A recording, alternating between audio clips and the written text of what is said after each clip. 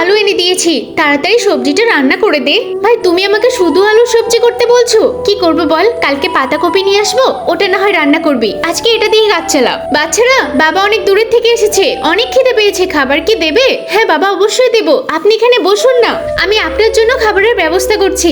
বোন, বাবা এসেছে, একটু খাবার দে। কি কি খাবার দেবো? শুকনো রুটি দিতে বলছিস? আমাদের যা আছে তাই দিয়ে ওনার মন সন্তুষ্ট করা উচিত, তুই শুকনো রুটিটাই দে তো, ওনাকে কি খালি হাতে ফেরাতে পারবো? দে দে, তাড়াতাড়ি রুটিটা দে।